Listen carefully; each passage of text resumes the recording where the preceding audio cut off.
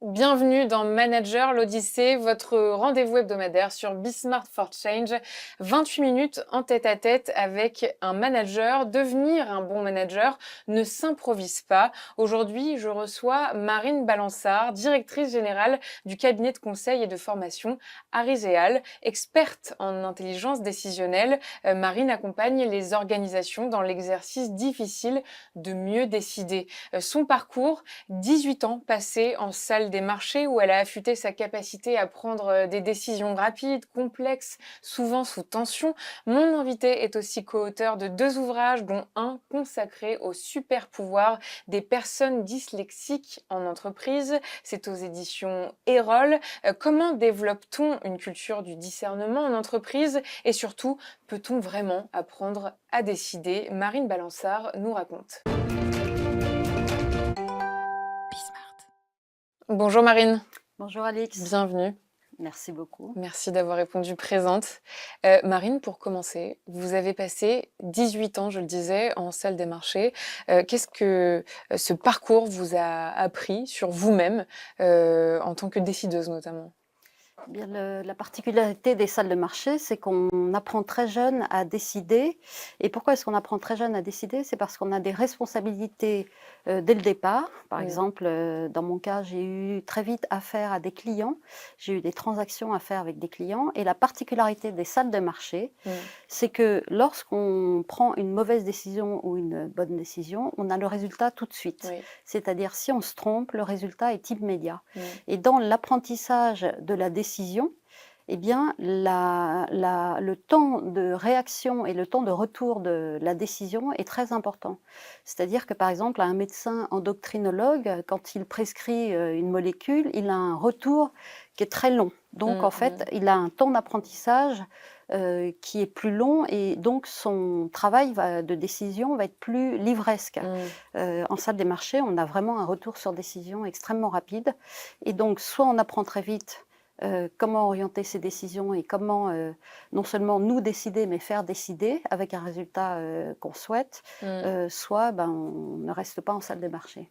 Donc c'est vraiment une très bonne école. Et quel a été le moment de bascule où vous vous êtes dit maintenant je veux transmettre cette expertise aux autres? Alors j'ai travaillé 18 ans en salle de marché, donc j'ai eu le temps de voir énormément de décisions très réussies. Collectives comme individuelles, et j'ai eu le temps de voir aussi des très grosses crises.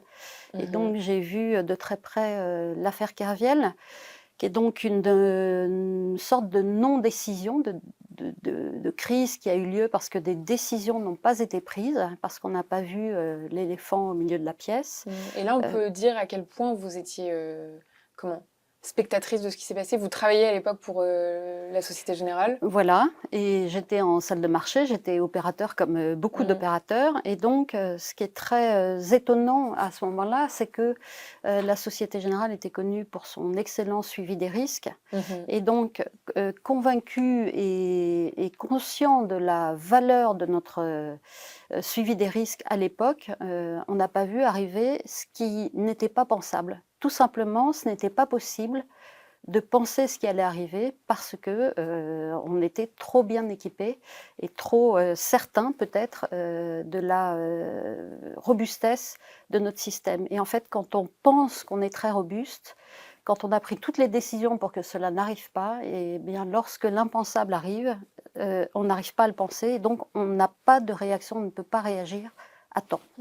Voilà. Et ça, vous diriez que ça a été un événement déterminant dans votre Oui, cheminement à vous? il y a eu celui-ci, il y a eu aussi la crise des subprimes. Alors là, c'est plus un ensemble d'intervenants de marché qui ont collectivement adhéré au fait que des créances pas totalement, certainement pas notées AAA, étaient notées AAA, et on a validé ce dispositif, on l'a vendu à des clients, et en fait, je parle de l'industrie bancaire dans son ensemble. Il y avait certainement des gens mal intentionnés, mais il y avait beaucoup de gens qui ont adhéré et qui ont cru. Donc on voit bien que malgré toute notre rationalité et nos capacités d'analyse, on est capable collectivement et avec toutes les intelligences réunies de faire d'énormes erreurs d'appréciation et donc de prendre des décisions qui mettent en péril simplement le système, hein, parce que c'était une Mhm. crise systémique. On aurait Mm. pu faire péricliter le système bancaire mondial dans son ensemble. Et cette réflexion, vous la faites tout de suite, vous en prenez la mesure instantanément ou c'est plutôt rétrospectivement, une fois sorti de tout ça? Non, c'est au fur et à mesure Mm. et je trouve que la salle des marchés, la banque dans son ensemble est un bon laboratoire parce qu'on travaille sur le risque, donc on modélise le risque. On connaît la part d'incertitude, on essaie de ne pas l'oublier, c'est-à-dire les fameux signes noirs, c'est ces choses qui ne devraient pas arriver, qui ont très peu de chances d'arriver, qui sont des crises énormes. Donc on modélise les risques, on travaille dans l'incertitude malgré tout, et il y a beaucoup de compétences réunies et on est très aidé quand on travaille en salle des marchés. Il y a beaucoup de back-office, de middle office, de juristes. Mhm. On est vraiment soutenu. Donc il n'y a pas de raison euh, de prendre des décisions peu réussies. Mhm. Il y a aucune raison. Mm. Et pourtant, ça Mm. existe. Mm. Donc, il y a quelque chose dans la prise de décision qui va bien au-delà de la simple intelligence. Bien sûr. Et c'est pas parce que je comprends et que je suis très rationnelle que je vais prendre des décisions Mm. réussies. Et Il y a justement, bien vous autre dites chose. que décider, ça se travaille. Et par quoi est-ce qu'on peut commencer, pour ceux qui nous regardent, quand on veut progresser? Eh bien, alors pour un Français, c'est assez difficile parce que nous, on est façonné par Descartes. La raison prime, la rationalité doit guider la totalité de nos décisions. Les émotions nous feraient faire des erreurs et nous feraient prendre des décisions non ajustées. Et donc, je dirais, quand on est français, il faut une sorte de prise de distance avec notre culture et rechercher quels sont les 3 piliers de la décision, en fait. Il y a la rationalité, c'est sûr, mais en réalité, les décisions sont prises aussi avec les émotions. Donc on peut dire avec le cœur. Mm. Les émotions, motio, ça veut dire mouvement en latin. Donc c'est bien ça qui nous met en mouvement. Si on n'aime rien, si on a peur de rien, si on n'est jamais en colère, en fait, on ne se met jamais en mouvement et on ne décide plus. Donc il y a la rationalité, les émotions et puis bien sûr le corps. Le corps est un des piliers de la prise de décision, c'est-à-dire que en fait, quand le corps donne énormément d'informations et il perçoit énormément d'informations de façon inconsciente dans votre environnement. Et ça, en salle des marchés, c'est vraiment spectaculaire. C'est-à-dire que vous percevez avec votre corps les mouvements de marché, les incidents, vous le savez dans votre corps. Parce que les bruits ne sont pas les mêmes, les voix ne sont pas les mêmes. Et donc, c'est pour ça qu'il y a très peu de télétravail en salle des marchés. C'est-à-dire que pour prendre des décisions réussies, il faut sentir, mais vraiment avec ses 5 sens, avec l'ouïe, avec la vue.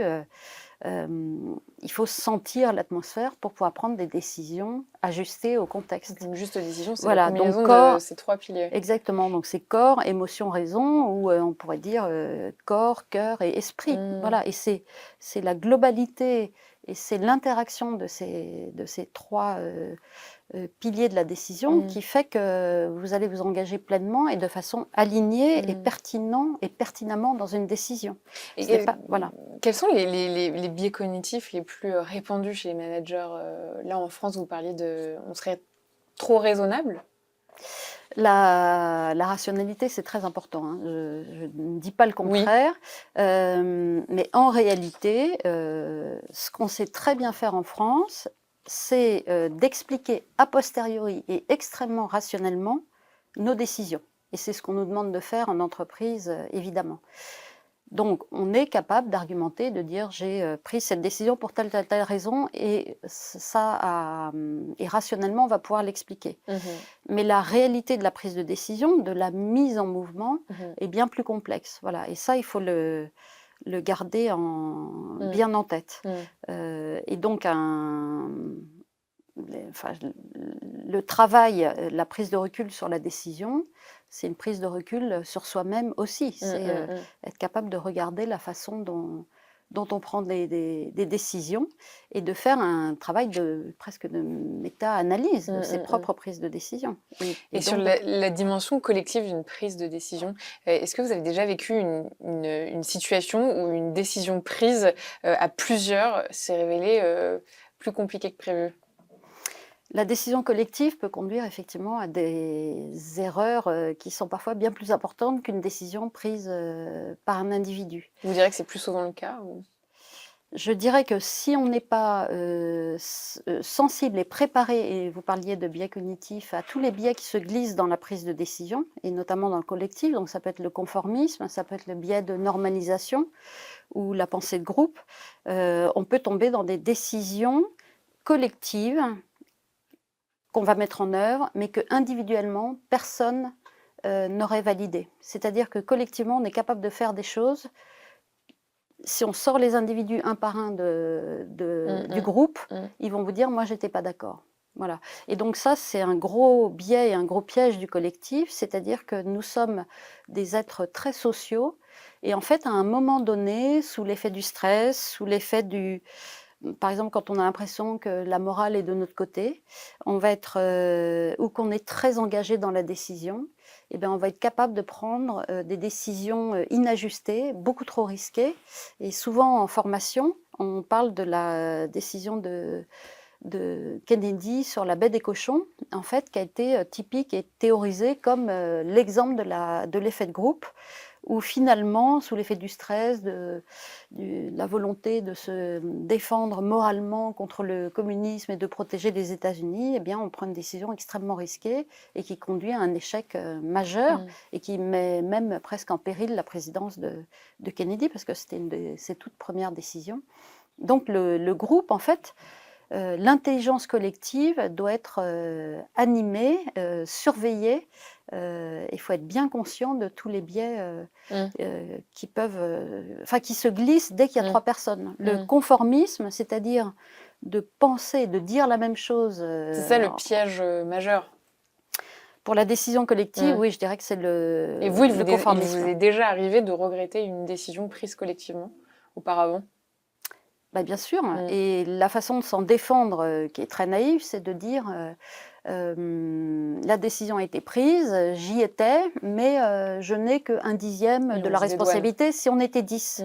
Mais en réalité, on a bien 100 de la responsabilité de la décision.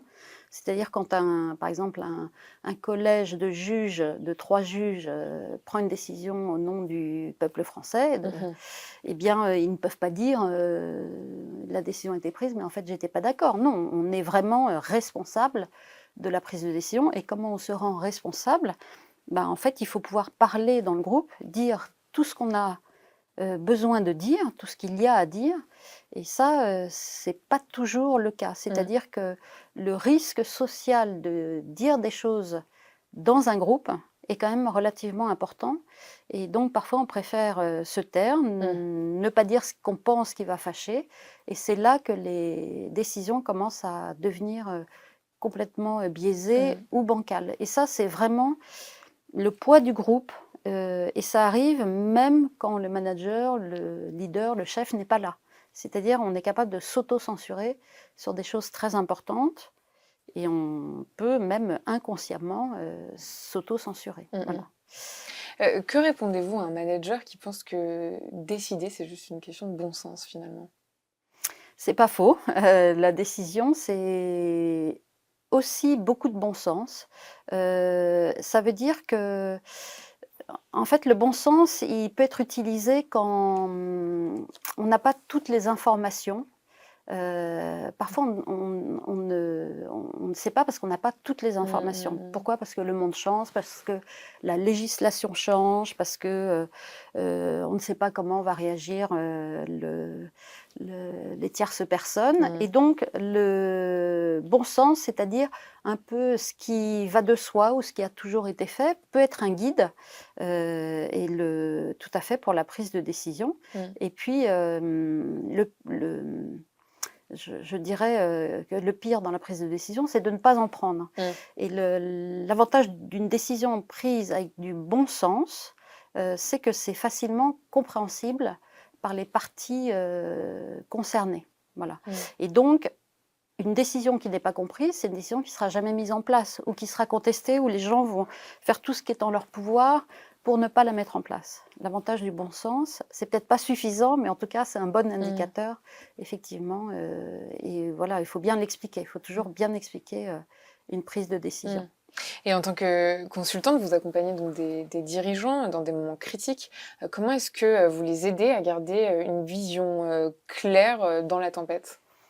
Bah, en fait, c'est leur travail. Souvent, les dirigeants sont, je parle des dirigeants, pas forcément des managers, sont souvent d'excellents décideurs. D'abord parce qu'ils ont une vision Mmh. et une décision se prend toujours avec une vision, c'est-à-dire où est-ce qu'on va et c'est quoi ce que je veux apporter et là où je veux aller. Ensuite, ils sont relativement capables de trancher dans l'incertitude. C'est une des forces des entrepreneurs, c'est qu'en fait, ils vont lancer des nouveaux produits, lancer des nouvelles idées, et c'est même intrinsèquement ce qu'on leur demande. Et c'est pour ça Mmh. qu'on peut dire que les managers ne sont pas forcément choisis pour leur capacité à décider. Un entrepreneur, il sait prendre des décisions en général. Le problème des entrepreneurs, c'est qui est-ce qu'ils écoutent pour gérer la prise de décision et faire avancer le navire. Mmh. Et donc très concrètement, dans l'entreprise, c'est est-ce qu'un entrepreneur est capable de mettre en place une gouvernance adaptée, c'est-à-dire lui, il va donner la direction et impulser les décisions, et est-ce qu'il a un espèce de cercle de réflexion, un conseil d'administration, est-ce qu'il va écouter ses COMEX, est-ce qu'il va mettre en place quelque chose qui va pouvoir être utilisé comme des cordes de rappel pour permettre aux décisions Mmh. d'avoir le succès Mmh. escompté. Et donc les entrepreneurs, euh, très souvent, ils ont cette impulsion, cette capacité à décider. Voilà. Et c'est plus le cadre à mettre autour qu'est à travailler avec eux. Mmh. Et est-ce qu'on peut définir un bon processus de prise de décision au sein d'une équipe? Est-ce qu'il y aurait une méthode, quoi? Bah, s'il y avait une méthodologie, je serais très très riche. Euh, En fait, la prise de décision, il y a un travail énorme qui est la collecte d'informations avant la prise de décision. Et là, déjà, on voit toute l'ampleur du travail. C'est-à-dire maintenant, on a beaucoup de données, beaucoup de data. Donc la tentation, c'est de réunir le maximum d'informations et ça peut aller à l'infini, puisqu'en fait, on n'a jamais fini, jamais terminé de réunir les informations. Et puis, quand on collecte l'information, il faut faire attention parce qu'il y a beaucoup de gens autour de nous qui ne vont pas oser nous dire des choses qui risquent de nous déplaire. Donc, les informations qu'on va avoir peuvent arriver complètement biaisées. Ça peut arriver par le service marketing, par des canaux très organisés Mmh. qui vont nous faire rater l'essentiel de l'information. Mmh. Et donc, c'est important dans cette collecte d'informations, nous-mêmes en tant que décideurs, d'aller sur le terrain, d'aller tester des clients, d'appeler des clients, ça se fait, ou d'aller sur le terrain, d'aller voir, je ne sais pas, là où vous vendez vos produits, pour être sûr d'avoir avec votre corps un autre type d'information. Mmh. Donc, bien diversifier les sources. Il faut à un moment accepter de ne pas avoir toutes les informations. Ça n'empêche pas que la décision soit réussie. Voilà, donc il faut suffisamment modéliser la réalité pour que ce soit simple et que ça nous permette de prendre des décisions. Il ne faut pas que ce soit parfait, il faut que ce Parce soit qu'il y a la pression de représentatif. la bonne décision aussi. Voilà, mais la bonne décision, en fait, ça n'existe pas parce qu'il y a beaucoup de moyens, il y a beaucoup de décisions qui vont amener au résultat attendu, beaucoup de décisions différentes. Mmh. En fait, vous pouvez prendre différents types de décisions qui vont vous permettre de réussir et d'arriver là où vous avez envie d'aller. Il n'y a pas qu'un chemin. Mmh. Voilà. Et ce qui est important, c'est d'avoir les bonnes informations, d'être en forme quand on prend sa décision, parce que le moment le plus coûteux pour un décideur, c'est le moment où il va décider. C'est pas du tout la collecte d'informations et cette partie discernement. Le plus coûteux émotionnellement, physiquement et en consommation d'énergie, c'est le moment où on passe le Rubicon, c'est-à-dire on décide et on y va. Voilà, ça c'est Assumer la coûteux. décision. Voilà. Et donc les grands leaders limitent énormément le nombre de décisions qu'ils prennent par jour, y compris comment je m'habille ou qu'est-ce que je mange au déjeuner et même au dîner. Donc c'est pour ça que Barack Obama, Il n'avait que 2 types de costumes, 2 couleurs de chemise. Il ne voulait pas perdre une seule seconde à Parce que c'est décider, énergivore. parce que c'est énergivore, et de même, il ne voulait jamais entendre parler de il ne voulait même pas choisir ce qu'il allait avoir comme repas. Donc tout était préparé pour lui. Il voulait se libérer beaucoup de place, mais beaucoup de décideurs le font en fait, se réservent un nombre de décisions limité dans la journée. Parce que ça optimise les décisions prises. Mais bien sûr, parce que ça consomme énormément d'énergie. Et donc Jeff Bezos, qui est le fondateur de Amazon, dit: «Moi, après 17 h, je suis fatigué, je ne prends plus de décision, je reporte, la nuit, il porte un conseil en plus, je reporte ma décision au lendemain.» Et toutes les décisions difficiles, Jeff Bezos ne les prend que le matin. Les décisions très complexes, il les prend le matin après 17 Donc h. ça, il n'y a pas besoin d'être Jeff Bezos pour se l'appliquer. Voilà, la fatigue, en fait, en France, peut-être que, par exemple, dans les négociations avec les syndicats, on négocie jusqu'au bout de la nuit et à la fin, on prend une décision. Mais c'est pas une méthode. En fait, on ne peut pas créer il n'y a pas de martingale de la décision. Par contre, on sait ce qui ne marche pas. Donc la fatigue, le fait de penser qu'on va collecter toutes les informations et qu'il y a une décision parfaite qu'on va tirer d'une feuille Excel en ayant modélisé l'information, ça n'existe pas. Il y a toujours, pour le décideur, et il doit l'assumer, une part de risque dans l'environnement, une part d'incertitude. Et il y a toujours une incertitude sur l'issue de la décision. C'est-à-dire, vous pouvez prendre la meilleure décision possible, il y a toujours la possibilité que ça ne marche pas. Et donc, il faut toujours être très vigilant sur l'application de la décision pour pouvoir faire en sorte, non pas de ne pas faire d'erreurs, au contraire, il faut faire des erreurs, mais gérer l'après. Gérer l'après et pouvoir réagir très vite en cas d'erreur. C'est-à-dire que la petite erreur ne devienne pas une grosse erreur. Et ça, c'est aussi un challenge pour les Français, parce que quand on prend une décision, qu'on fait une erreur, c'est très difficile de le dire, de l'admettre. On a peur de Vous voulez dire que c'est une spécificité française? Un petit peu, parce qu'aux États-Unis, par exemple, où il y a un esprit très entrepreneurial, faire des erreurs est un apprentissage. Et en fait, on fait tous des erreurs et on apprend de nos erreurs dans un cercle vertueux. La plupart du temps, en entreprise, on essaye plutôt de les mettre sous le tapis. Alors, il y a beaucoup d'entreprises qui font des démarches en disant le droit à l'erreur est possible, donc on va faire un tableau avec les erreurs faites par les uns les autres pour qu'on puisse s'améliorer, mais ça reste encore insuffisant à mon avis pour créer. En fait, il faut créer une vraie culture de l'apprentissage, et l'apprentissage, ça se fait par l'erreur. Voilà, c'est l'erreur qui mène au succès, en fait. Pour aller un peu plus loin sur vos engagements, votre dernier livre met en lumière les compétences des personnes dyslexiques en entreprise. Qu'est-ce qui vous a poussé à explorer ce sujet? C'est la rencontre avec une chercheuse anglaise qui a écrit un des articles sur la psychologie des personnes dyslexiques. En fait, c'est un article de recherche qui a été un des plus lus ces dernières années. Cette chercheuse s'appelle Hélène Taylor. Elle a travaillé sur la cognition, c'est-à-dire la façon dont les personnes dyslexiques perçoivent le monde. Et elle a élaboré une théorie qu'elle a donc vérifiée dans sa recherche, qui est que les personnes dyslexiques ont des compétences très étendues en matière d'exploration du monde, de pensée du système, c'est-à-dire ils pensent très bien l'ensemble d'un système. Ils sont très doués pour la nouveauté. Donc, par exemple, si vous voulez travailler sur le quantique, une personne dyslexique sera quelque chose qui n'existe pas, qu'il faut mettre en place. Moins frileuse, peut-être? Elles ont une vision d'ensemble des systèmes, quand d'autres cognitions plus répandues ont une pensée plus séquentielle et qui va plus dans le détail. Et donc, par exemple, on disait que Disney était dyslexique. Donc, Walt Disney, il a fait des dessins animés, mais il a pensé le loisir ou l'entertainment aux États-Unis. Et il a pensé non seulement ces dessins animés, mais de créer des films qui ont fait rêver des générations, et puis créer Disney World. C'est-à-dire, il a cherché un endroit où créer de toutes pièces les décors de ces films pour faire venir des gens, pour qu'ils s'amusent.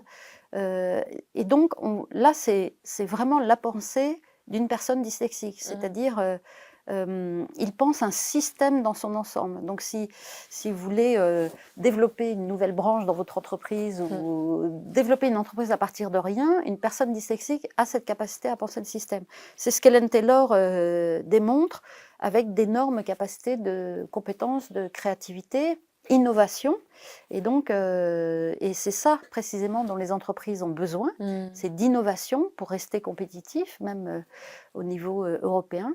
Et pourquoi ça m'a intéressée, c'est parce que le gros problème des personnes dyslexiques, c'est que comme elles ont des difficultés à encoder l'écrit, elles ont plus de mal à progresser, et notamment dans les grandes entreprises, parce qu'elles-mêmes ne se sentent pas toujours légitimes, et parce que depuis toujours, depuis l'enfance, on leur renvoie l'idée que si on fait des fautes d'orthographe ou si on n'écrit pas parfaitement, c'est qu'on n'est pas motivé ou pas sérieux.